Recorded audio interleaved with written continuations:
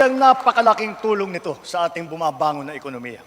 Kaya hindi lamang pasasalamat, kundi parangal ang ating ipinapaabot sa lahat ng ating mga OFW. Sana ay napapanood nila ito. Ramdam na ramdam hanggang dito sa ating bansa ang inyong sakripisyo. Through vital partnerships with like-minded states, we have been able to promote our mutual interests, resulting not only in investments here and our strengthened national security, but also in quality jobs for our nationals seeking foreign employment.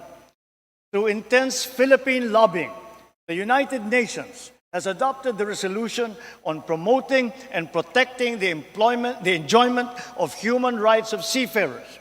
This will ensure their safe and decent living and working conditions at sea, a human rights imperative.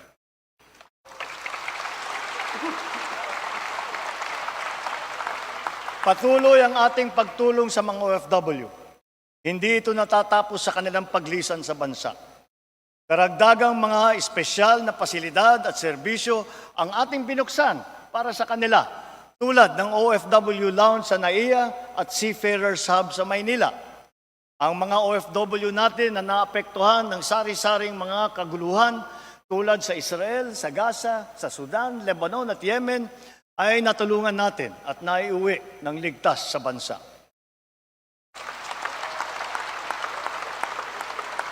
Gayon din ang naging pagtulong natin sa mga kababayan nating nasalanta ng kalamidad at krisis tulad sa Taiwan at sa New Zealand. Hanggang sa kanilang pag-uwi, buong puso ang ating pagtanggap at paglingap. Ang nagbabalik-bayang mga OFW kasama ng kanilang pamilya ay sinusuportahan nating mabuti upang maging maayos ang kanilang bagong simula dito sa bansa para makakuha ng magandang trabaho o di kaya'y makapagtayo ng negosyo. Kaugnay sa aking naiulat noong isang taon, sinimulan na ng Saudi Arabia ang pamimigay ng tseke sa ating mga trabahanteng nawalan ng trabaho doon. Unti-unti, ang ating mga naapektuhang OFW ay nababayaran na. For this, we convey our sincerest gratitude to the Crown Prince of Saudi Arabia and the Kingdom of Saudi Arabia.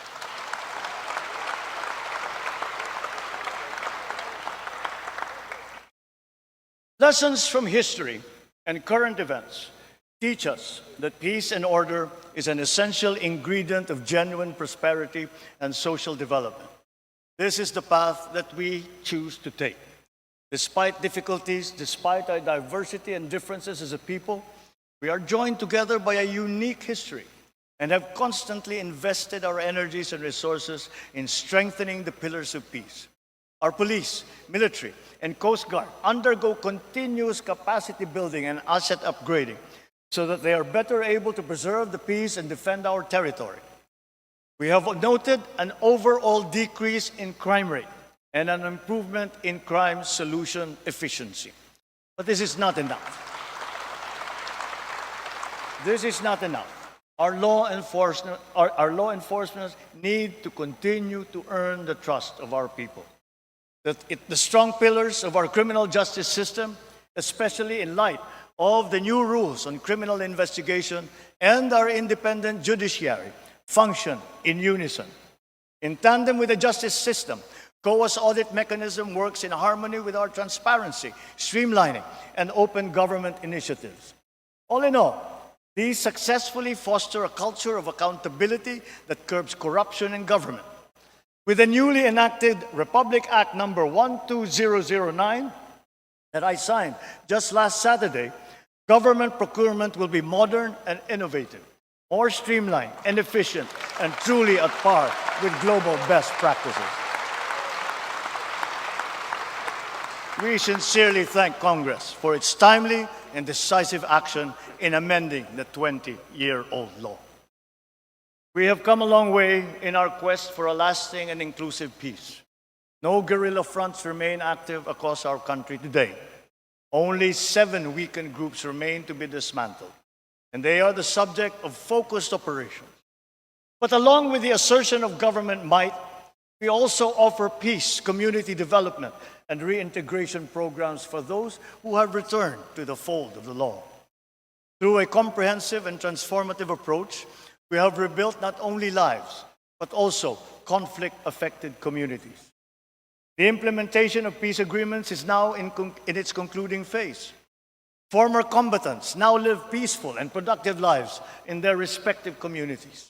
Some of our former rebels are now absorbed into the AFP, serving in the defense of the Republic, while others are now part of the PNP BARM. Government will honor and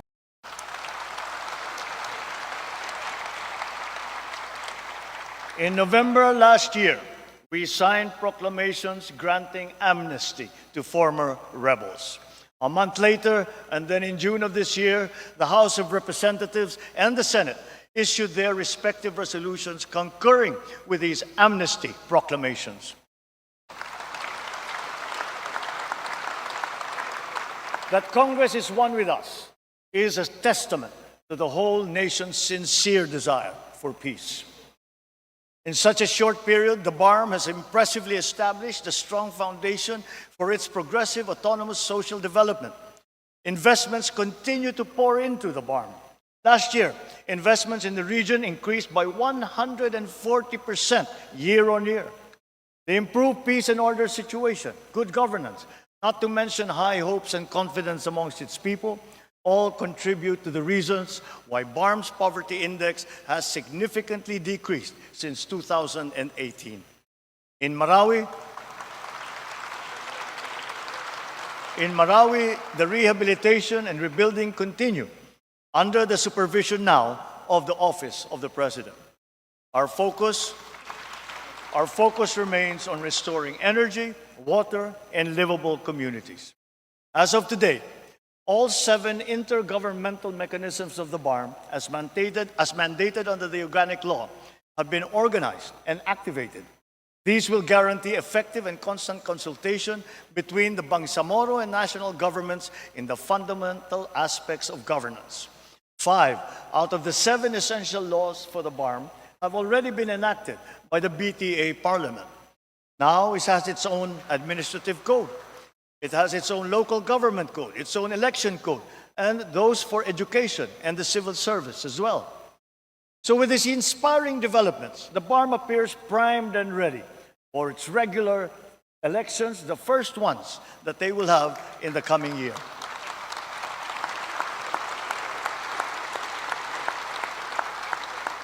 On the fight against dangerous drugs, our bloodless war on dangerous drugs adheres and will continue to adhere to the established 8 E's of an effective anti-illegal drug strategy.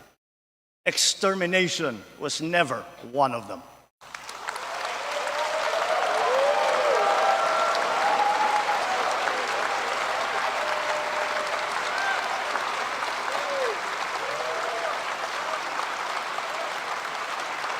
And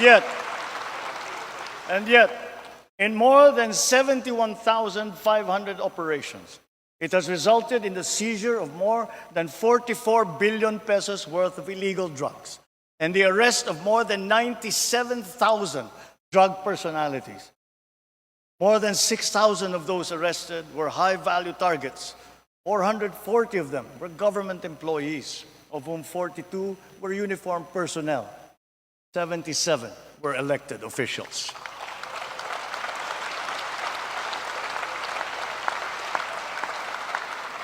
So to further paralyze their operations, dirty money and assets worth more than 500 million pesos have been frozen and preserved. With strong case buildup and efficient prosecution, the drug conviction rate is at a high of 79%.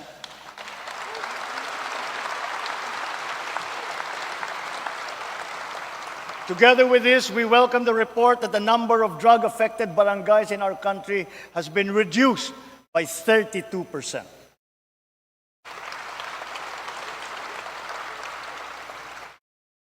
In our international relations, we have faced challenges to our territorial sovereignty, and we will assert our rights and interests in the same fair and pacific way that we have always done.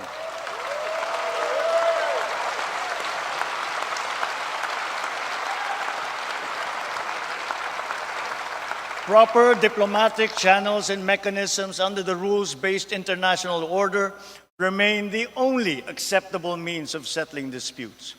Peace and community building will always be our clarion call, especially when the country serves as chair and the host of ASEAN Summit in 2026.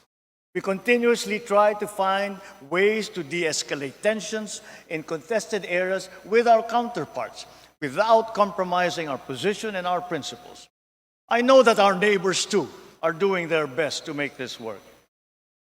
The Philippines cannot yield. The Philippines cannot waver.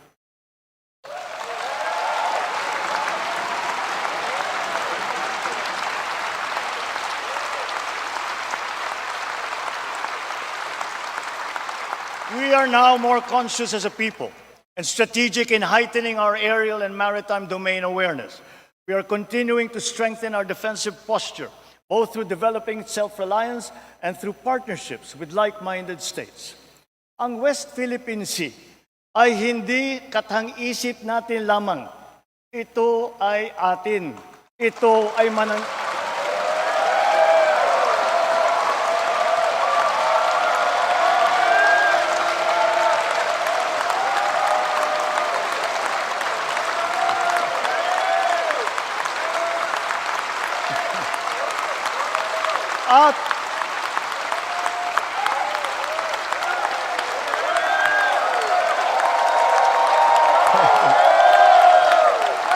At ito ay mananatiling atin hanggat nag-aalab ang diwa ng ating minamahal na bansang Pilipinas.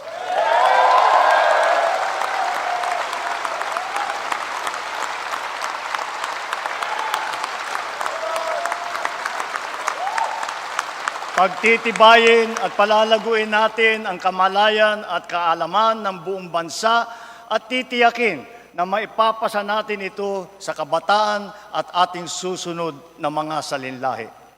Laws on our maritime zones and archipelagic sea lanes make sure that this intergenerational mandate, this duty, will firmly take root in the hearts and minds of all our people. Sa buong sandatang lakas, sa Coast Guard, sa ating mga mangingisda sa West Philippine Sea. Tagapin po ninyo ang taus-pusong pasasalamat ng buong bansa dahil sa inyong ginagawang pagmamatyag at sakripisyo.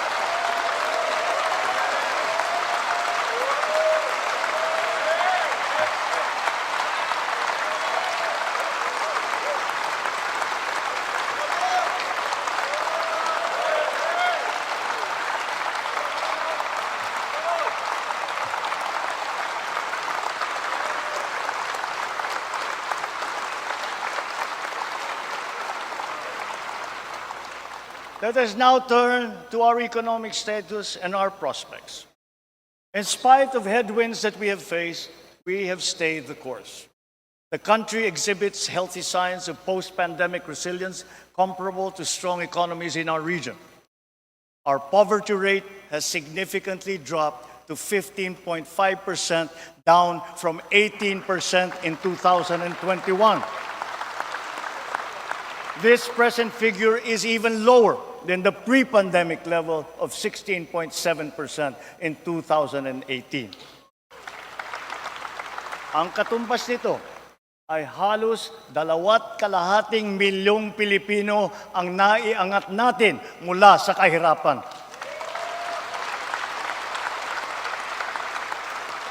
Kasabay nito, nabawasan ng lagpas 1,700,000 ang bilang ng mga Pilipinong walang sapat na pambili ng pagkain. Patuloy natin pagsisikapan na marami pa tayong maiaahon mula sa kahirapan. To sustain the country's economic gains, we are promoting investment-led growth. We have set in motion policies and programs to create an environment conducive for business to thrive, like reforms in the capital markets and implementation of green lanes. As a result, we have green lanes certified, around 100 projects with a total investment of about 3 trillion pesos across the sectors of renewable energy, digital infrastructure, food security, and manufacturing. The Philippine financial system remains robust and resilient. Tax and non-tax revenue collection has also become more efficient in pace with our rejuvenated economy. Notably, for the past 2 years, our GOCCs have remitted dividends to the national government with a combined tally exceeding their contributions in 2022.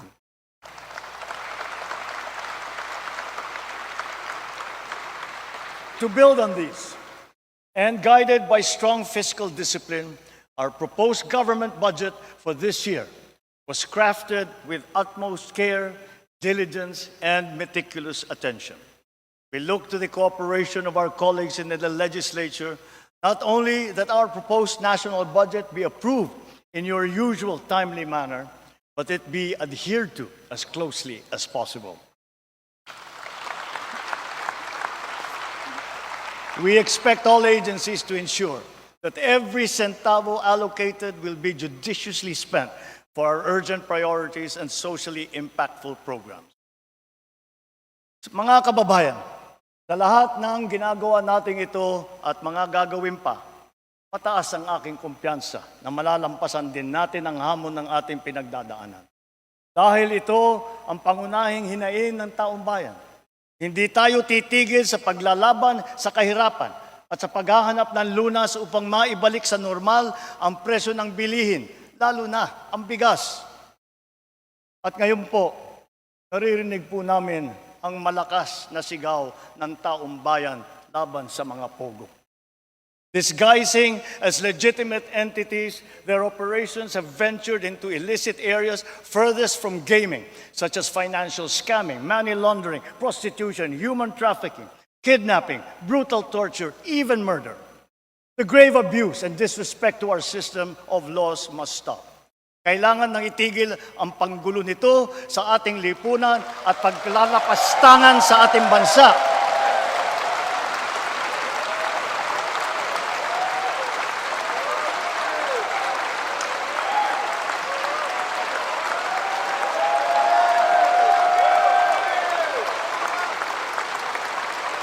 Effective today, all POGOs are banned.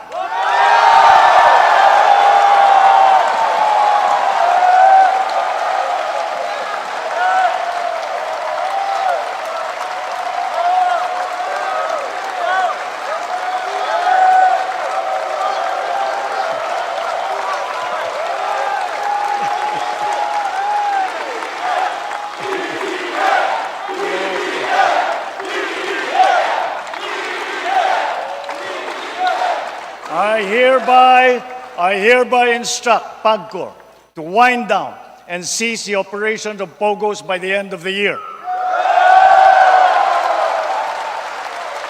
The DOLE, in coordination with our economic managers, shall use the time between now and then to find new jobs for our countrymen who will be displaced.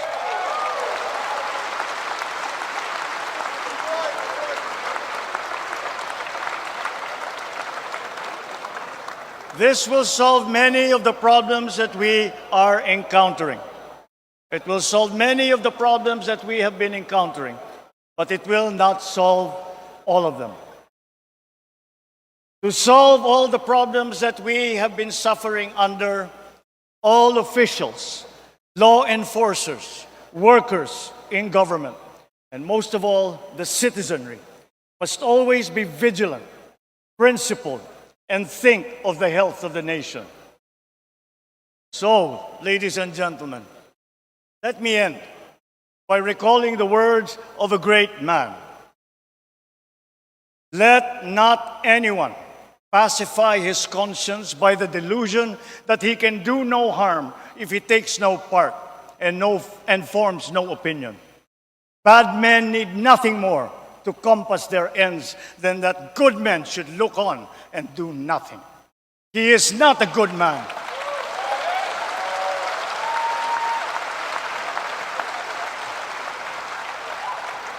He is not a good man who, without a protest, allows wrong to be committed in his name.